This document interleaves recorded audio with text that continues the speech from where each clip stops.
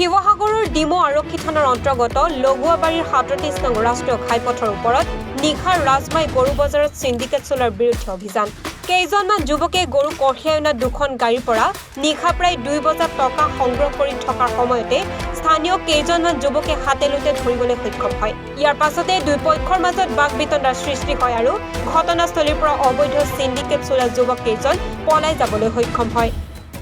পিছত ঘটনাস্থলীত ডিমৌ আৰক্ষীৰ এটা দল উপস্থিত হৈ গাড়ী দুখন জব্দ কৰি ডিমৌ আৰক্ষী থানালৈ প্ৰেৰণ কৰে।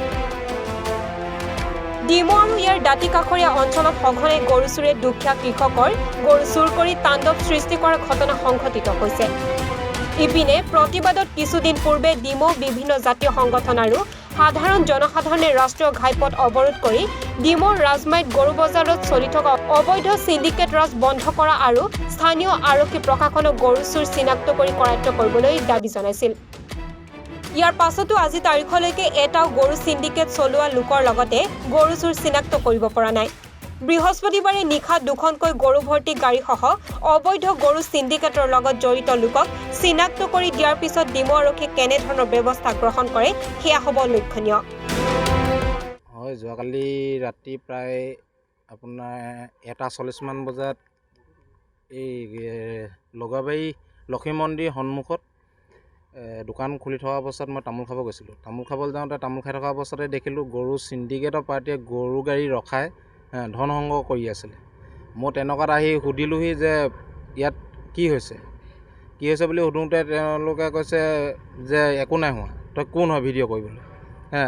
মই তেতিয়া ক'লোঁ যে ইয়াত কিহৰ পইচা লেনদেন হৈছে, পইচা লেনদেনটো ইয়াত হ'ব নোৱাৰিব, মই সেই বুলি ক'লোঁ। তেতিয়া তেওঁলোকে মোক দম মাৰিছে, মাৰি পিনে গাড়ী লৈ পিনে পলাইছে।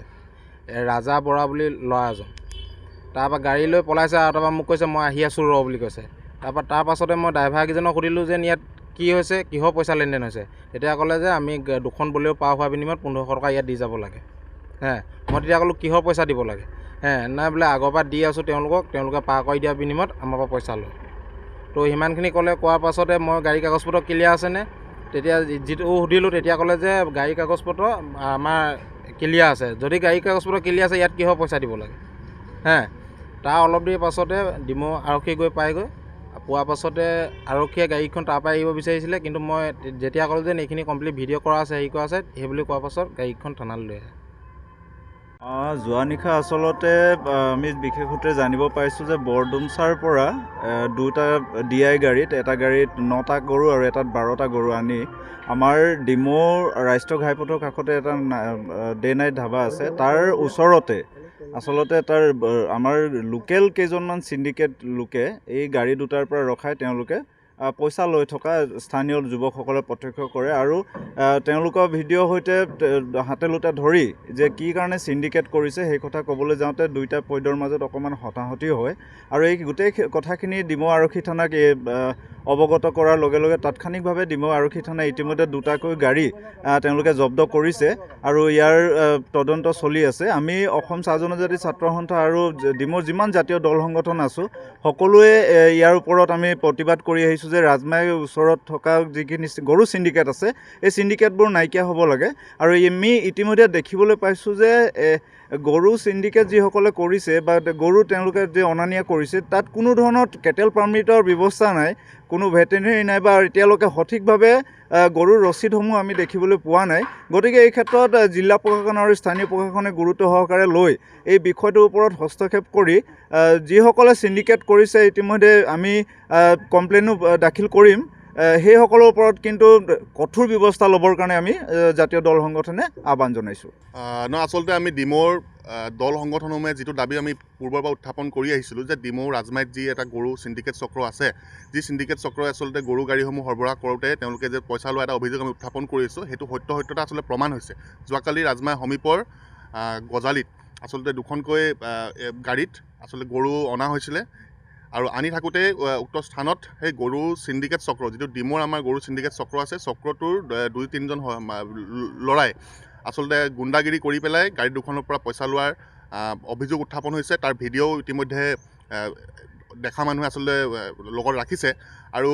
আমি সেই কথা দেখি পুনৰবাৰ আচলতে স্পষ্টভাৱে ক'ব বিচাৰিছোঁ যে জিলা প্ৰশাসনে জিলা আৰক্ষী প্ৰশাসনে আচলতে এই বিষয়টোত কিন্তু এইবাৰ কঠোৰতকৈ কঠোৰ এক সিদ্ধান্ত ল'ব লাগিব কিয়নো বাৰম্বাৰ এই দাবীসমূহ উত্থাপন হৈ থকাৰ পিছতো আচলতে চিণ্ডিকেট চক্ৰৰ এজনো আচলতে যুৱকক আৰক্ষীয়ে কৰায়ত্ব কৰিব নোৱাৰাটো আচলতে বৰ দুৰ্ভাগ্যজনক গতিকে জিলা আৰক্ষী অধীক্ষক মহোদয়ক আমি আহ্বান জনাইছোঁ আৰু আমি দাবী জনাইছোঁ যে এই দুখন গৰু গাড়ীৰ যি এই ঘটনা সংঘটিত হ'বলৈ পালে ইয়াৰ লগত জড়িত হৈ থকা গৰু চিণ্ডিকেট চক্ৰৰ যিসকল নায়ক মহানায়ক যিসকল আছে তেওঁলোকক আটক কৰি পেলাই শীঘ্ৰে জেল হাজতলৈ প্ৰেৰণ কৰিব লাগিব আৰু লগতে আমি মাননীয় মুখ্যমন্ত্ৰী মহোদয়লৈ আহ্বান জনাইছোঁ যে ডিমৌ ৰাজমাইলৈ আপুনি এবাৰ চকু দিয়ক ডিমৌ ৰাজমাইত আচলতে গৰু চিণ্ডিকেট চক্ৰই গুণ্ডাগিৰি কৰি দাদাগিৰি কৰি পেলাই সমগ্ৰ গোটেই অঞ্চলটো আচলতে বদনাম আনিছে আৰু এই চিণ্ডিকেট চক্ৰ আচলতে সম্পূৰ্ণভাৱে পুলিয়ে পোখাই উৎখাত কৰিবলৈ আমি সদৌ তাই আহোম ছাত্ৰ সন্থাই দাবী জনাইছোঁ ব্যুৰ ৰিপৰ্ট এনিভাৰত 24 জুবিন গাৰ্গৰ গীতসমূহৰ ওপৰত আধাৰিত গানে কি আনে নামৰ এটা সুন্দৰ অনুষ্ঠান আপোনালোকৰ ওচৰলৈ আহি আছে অতি শীঘ্ৰে অহা 15 আগষ্টৰ পৰা ধেমাজিৰ পৰা প্ৰথম অডিশ্যন আৰম্ভ হ'ব আৰু সেই অডিশ্যনৰ যোগেদি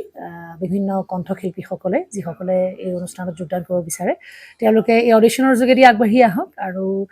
জুবিন গাৰ্গৰ বহুত ভাল লগা গান আমি সদায় শুনি আহোঁ আৰু আপোনালোকৰ যদি ভাল লগা গান থাকে জুবিন গাৰ্গৰ আপোনালোকে গাই ভাল পায় তেন্তে অডিশ্যনত যোগদান কৰক মোৰ ফালৰ পৰা আন্তৰিক শুভকামনা থাকিল এই সম্পূৰ্ণ অনুষ্ঠানটোলৈ ধন্যবাদ